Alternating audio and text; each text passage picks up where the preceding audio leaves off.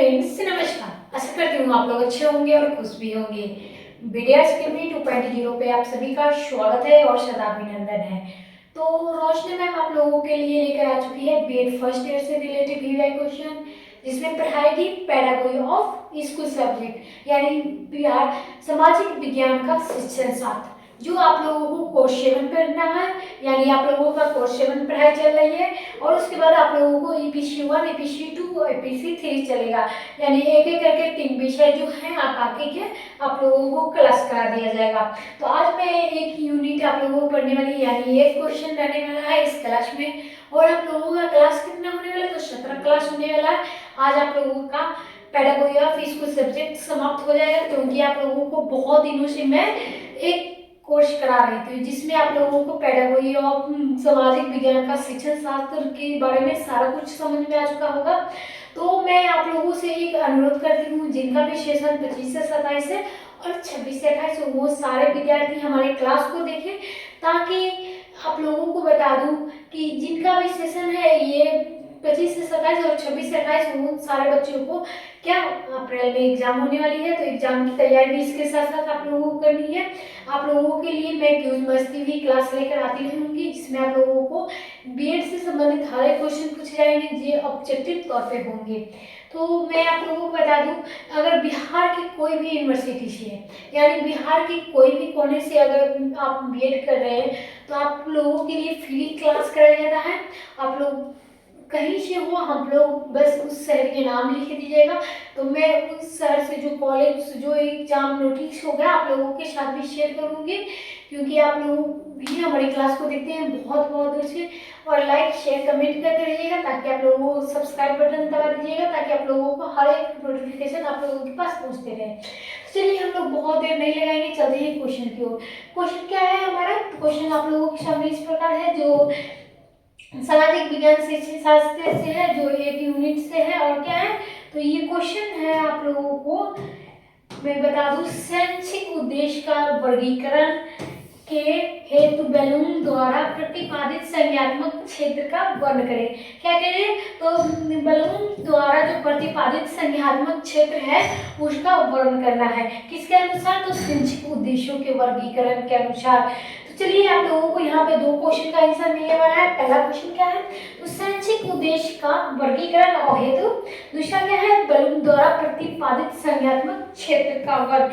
तो हम लोग किसी भी क्वेश्चन का आंसर किस प्रकार लिखते हैं आप लोग जानते ही हैं, तो आप लोगों को उसी प्रकार बीएड के एग्जाम में भी लिखनी है, यानी रामायण भारत के जैसे कुछ भी नहीं लिख के आना है। तो हम लोग पहले परिचय डालेंगे, जिसमें परिचय में क्या है?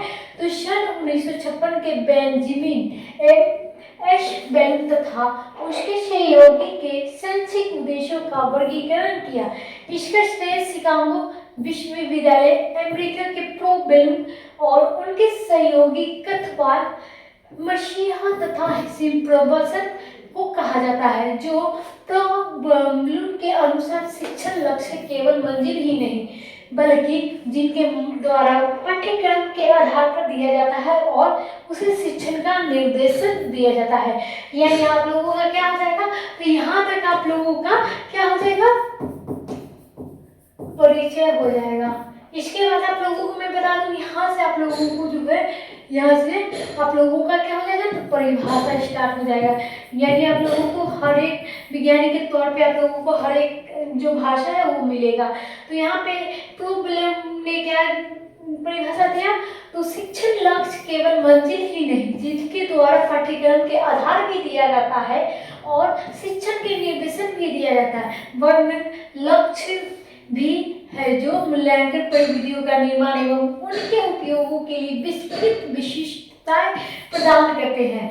शिक्षण और मूल्यांकन परस्पर संबंधित है। शिक्षण लक्ष्य छात्र में अपेक्षित व्यवहारिक परिवर्तन से संबंधित है और मूल्यांकन लक्ष्य की जांच करने से।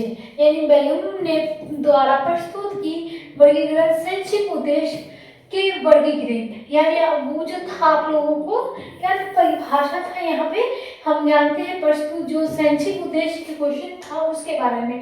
तो शैक्षिक उद्देश्य के वर्गीकरण में पहला प्रयास नहीं था, परंतु फिर भी बैलून ने संक्षिप्त उद्देश्यों का 3 भागों में विभाजित करने का एक महत्वपूर्ण कार्य किया। छात्रों के व्यवहार होने वाले परिवर्तन के आधार पर बेंजामिन एस बैलून ने शिक्षण उद्देश्यों को 3 भागों में क्या किया, विभाजित किया। यानी 3 भाग कौन कौन थे? तो पहला था संज्ञानात्मक क्षेत्र, दूसरा था भावनात्मक क्षेत्र और तीसरा था क्रियात्मक क्षेत्र। यानी जो बैलून ने परिभाषा दी और उनको परिभाषा के अनुसार उन्होंने क्या, शैक्षिक उद्देश्यों को 3 भागों में विभाजित कर दिया। यानी पहला क्या है, संज्ञानात्मक क्षेत्र, दूसरा है भावनात्मक और तीसरा है क्रियात्मक क्षेत्र। यानी आप लोगों को 3 भागों में विभाजित कर दिया गया है। कैसे, ये आप लोग समझ गए होंगे। इसके साथ साथ आप लोगों को और भी जानकारी दूंगी, लेकिन आप लोगों को क्या करनी होगी, तो हमारे चैनल को सब्सक्राइब करना होगा और वीडियो क्लास को लाइक करना होगा, ताकि आप लोगों को सब्सक्राइब करने में कोई भी नोटिफिकेशन आप लोगों के पास तुरंत पहुंच जाएगी। और रोशनी मैम का क्लास कैसा लगता है जरूर नहीं बताइएगा। चलिए, पहला जो था संज्ञानात्मक क्षेत्र यानी क्वांटिटेटिव डोमेन। यानी संज्ञानात्मक क्षेत्र में शिक्षण लक्ष्य आते हैं जो ज्ञान के पुनः स्मरण या पहचान तथा बौद्धिक योग्यताओं को एवं कौशल से संबंधित होते हैं। प्रो बैलून एवं उनके सहयोगी सन 1956 में संज्ञानात्मक क्षेत्र के लक्ष्य को 6 भागों में विभाजित कर दिया। यानी उन्होंने क्या किया, प्रो बैलून ने 3 प्रकार बिना जानने मतलब बिना इसके उद्देश्यों को समझते हुए उन्होंने क्या किया, 3 भागों में विभाजित कर दिया। फिर उन्होंने क्या किया, 1956 में क्या किया, संज्ञानात्मक क्षेत्र को 6 लक्ष्यों उपभागों में बांट दिया। उन्होंने संज्ञानात्मक क्षेत्र को लगभग जो है क्या करेंगे, तो लक्ष्यों के उपभाग यानी वो भाग था जो 3 भागों में विभाजित किए थे। प्रो बैलून ने क्या था, संज्ञानात्मक, क्रियात्मक और भावनात्मक। अब संज्ञानात्मक को लक्ष्य को भी क्या किया, उन्होंने बांट दिया कितने भागों में, तो 6 भागों में। पहला क्या है, ज्ञान यानी नॉलेज। दूसरा क्या है, तो कॉम्प्रिहेंशन यानी बोध। तीसरा क्या है, प्रयोग एप्लीकेशन। चौथा क्या है, विश्लेषण एनालिसिस। पांचवा क्या है, संश्लेषण यानी सिंथेसिस। छठा क्या है, मूल्यांकन इम्प्लीमेंटिंग। यानी क्या करें, तो ज्ञानात्मक क्षेत्र को 6 उपभागों में बांट दिया गया। ये जो है आप लोगों को मैं बता दूं, संज्ञानात्मक वो भाग हो गया और ये उपभाग हो गया।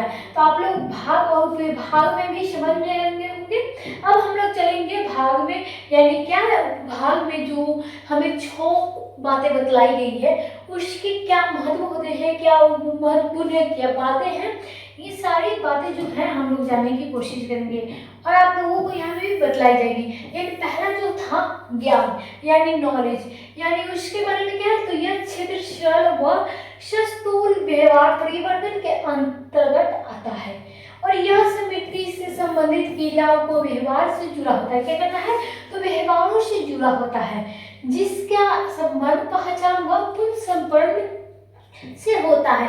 इसकी प्रमुख विशेषता पूर्ण समन्वय अर्थात ज्ञान के लक्ष्य के अंतर्गत तत्वों, शब्दों, नियमों तथा सिद्धांतों के पहचान में विकास किया जाता है।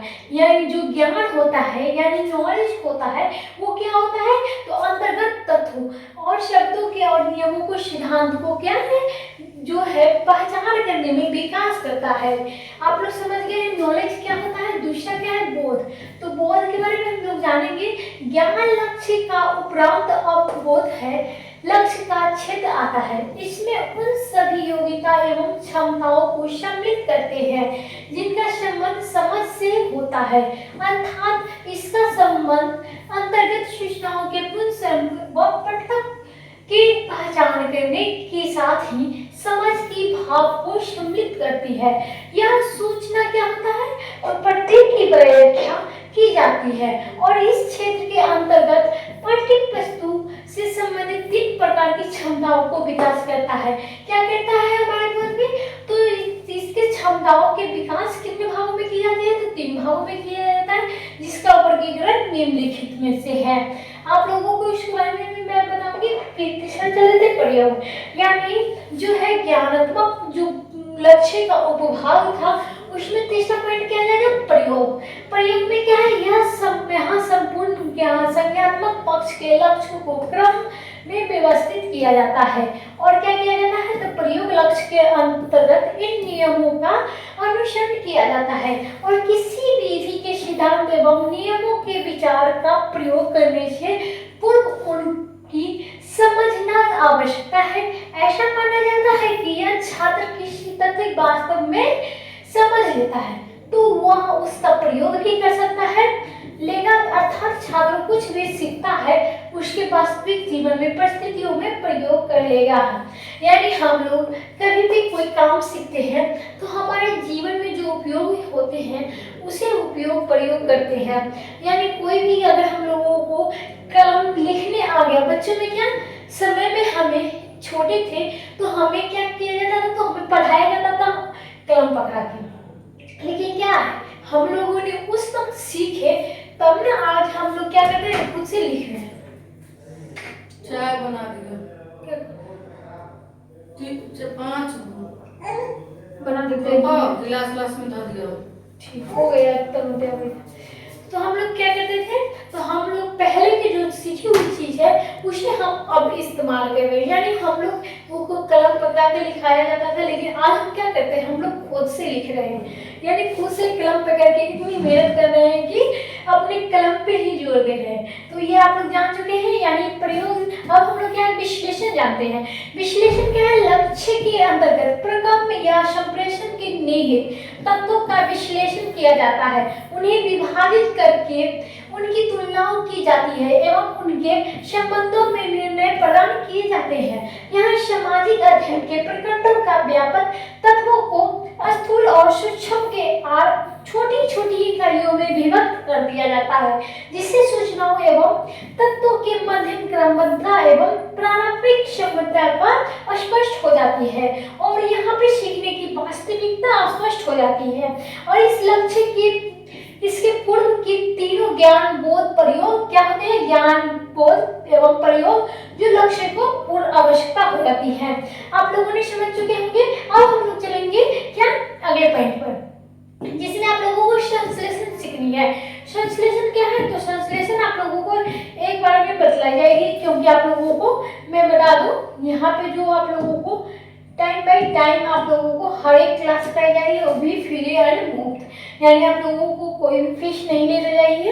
यहाँ पे आप लोग बढ़िया तरीके से क्लास कीजिए ताकि आप लोगों को सब चीज बातें में बताए।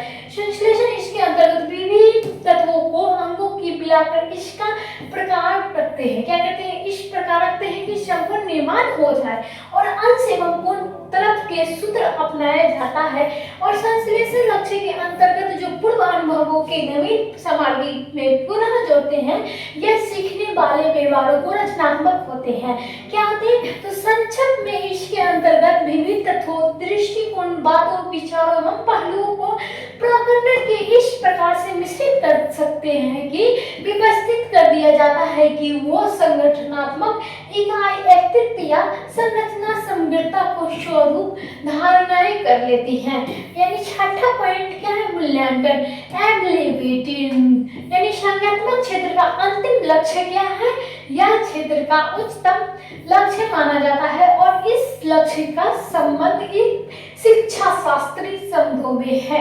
मूल्यांकन लक्ष्य संज्ञानात्मक क्षेत्र के ऊर्ध्व स्तर है जो उद्देश्य की पूर्ति सीमा को निर्धारण करता है और शिक्षा की प्रक्रिया को नियोजन करने में सहायता और सत्तर व्यक्त करता है। शिक्षण हेतु आवश्यकता सामग्री के यथार्थ मूल्य का निर्धारण करता है और यह निर्णय प्रक्रिया जुड़ा हुआ है और यह परिस्थिति के निर्धारण करता है कि प्रकरण अध्ययन हेतु क्या आवश्यकता है, इसकी सीमाएं का क्या निर्धारण करता है। तो आज आप लोगों को क्लास कैसा लगा जरूर ही बताइएगा हमारे कमेंट में, क्योंकि आप लोगों ने अभी तक सब्सक्राइब किया तो सब्सक्राइब करके हमारे कमेंट बॉक्स में जरूर ही बताइएगा कि आज का अंतिम क्लास आप लोगों को कैसा लगा और आप लोगों को होली खेल के भी कैसा लगा जरूर ही बताइएगा।